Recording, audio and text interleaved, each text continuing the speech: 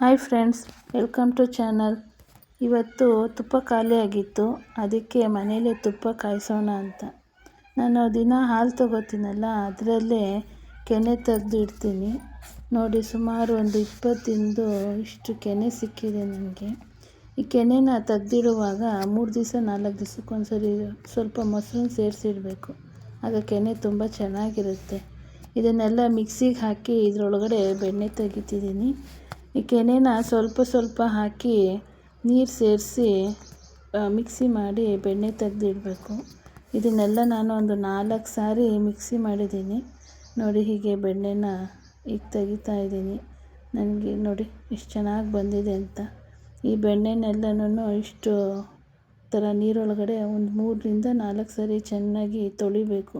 ಆವಾಗ ತುಪ್ಪ ಚೆನ್ನಾಗಿ ಬರುತ್ತೆ. ಇದರೊಳಗಡೆ ಮಜ್ಜಿಗೆ ಸಿಗುತ್ತಲ್ಲ, ಅದನ್ನು ಕರಿಬೇವಿನ ಗಿಡಕ್ಕೆ ಹಾಕ್ಬಿಡಿ, ಚೆನ್ನಾಗಿರುತ್ತೆ. ಗಿಡ ಚೆನ್ನಾಗಿ ಬೆಳೆಯುತ್ತೆ.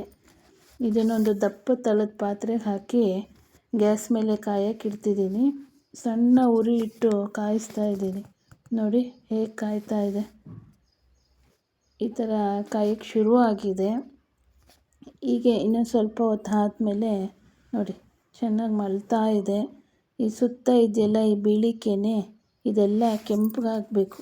ಆವಾಗ ತುಪ್ಪ ರೆಡಿ ಆಗುತ್ತೆ ಅಂತ. ಮತ್ತು ಇದೆಲ್ಲ ತಳದಲ್ಲಿ ಕೂತ್ಕೊಂಡು ಈ ವೇಸ್ಟೇಜೆಲ್ಲ ತಳದಲ್ಲಿ ಕೂತ್ಕೊಂಡ್ರೆ ತುಪ್ಪ ರೆಡಿಯಾಗಿದೆ ಅಂತ. ನೋಡಿ ಹೇಗೆ ಕೆಂಪಗಾಗಿದೆ, ಹಾಗೆ ತಳದಲ್ಲಿ ಎಲ್ಲ ಕೂತಿದೆ. ಈಗ ನಾನು ತುಪ್ಪಕ್ಕೆ ತುಳಸಿ, ಸ್ವಲ್ಪ ಮೆಣಸು ಹಾಗೆ ಏಲಕ್ಕಿನ ಸೇರಿಸ್ತಾ ಇದ್ದೀನಿ.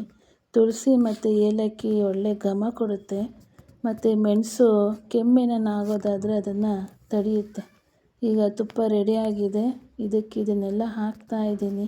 ನೋಡಿ ಹೇಗೆ ಚಿಟ ಚಿಟ ಅಂತಿದೆ. ತುಪ್ಪ ರೆಡಿಯಾಗಿದೆ ಅಂತ. ಇದೊಂದು ಸ್ವಲ್ಪ ತಣ್ಣಗಾದ್ಮೇಲೆ ಇದನ್ನೊಂದು ಪಾತ್ರೆಗೆ ಸೋಸ್ಕೋತಾ ಇದ್ದೀನಿ. ನಾನು ಒಂದು ಸ್ವಲ್ಪ ಬೆಣ್ಣೆ ಕೂಡ ಎತ್ತಿಟ್ಕೊಂಡಿದ್ದೀನಿ. ಫ್ರಿಜ್ಜಲ್ಲಿ ಇಟ್ಕೊಂಡ್ರೆ ಅದನ್ನು ಬ್ರೆಡ್ ರೋಸ್ಟ್ ಮಾಡೋದಕ್ಕೆ, ಬರ್ಗರ್ ಮಾಡೋದಕ್ಕೆ ಎಲ್ಲ ಯೂಸ್ ಮಾಡ್ಕೋಬೋದು. ಒಂದು ಬಾಕ್ಸಲ್ಲಿ ಹಾಕ್ಬಿಟ್ಟು ಫ್ರಿಜ್ಜಲ್ಲಿ ಇಟ್ಕೊಂಡು ಯೂಸ್ ಮಾಡ್ಕೋತೀನಿ. ಇದು ತುಪ್ಪ ಎಲ್ಲ ಸ್ವಲ್ಪ ತಣ್ಣಗಾದ್ಮೇಲೆ ನಾನು ಇದನ್ನು ಒಂದು ಗಾಜಿನ ಬಾಟ್ಲಿಗೆ ಹಾಕಿ ಎತ್ತಿಟ್ಕೋತೀನಿ. ನೋಡಿ ಎಷ್ಟೊಂದು ತುಪ್ಪ ಸಿಕ್ಕಿದೆ ಅಂತ. ಘಮ್ ಅಂತ ಕೂಡ ಅಂತ ಇದೆ. ತುಪ್ಪ ತುಂಬ ಚೆನ್ನಾಗಿ ಬಂದಿದೆ. ಈ ಗಾಜಿನ ಬಾಟ್ಲನ್ನು ನಾನು ಮೀಶೋದಲ್ಲಿ ತೊಗೊಂಡಿದ್ದೆ. ತುಂಬ ಚೆನ್ನಾಗಿದೆ. ಹೀಗೆ ಬಾಟ್ಲಿಗೆ ಹಾಕ್ಬಿಟ್ಟು ಮುಚ್ಚಳ ಹಾಕಿಟ್ಬಿಟ್ರೆ ಚೆನ್ನಾಗಿರುತ್ತೆ. ನೋಡಿ ಆರಿದ ಮೇಲೆ ಎಷ್ಟು ಮಳ್ಳಾಗಿದೆ ಅಂತ. ತುಂಬ ಚೆನ್ನಾಗಾಗಿದೆ ತುಪ್ಪ ಇವತ್ತು. ಘಮ್ ಅಂತ ಕೂಡ ಅಂತ ಇದೆ. Thank you friends. Thank you for watching. Bye.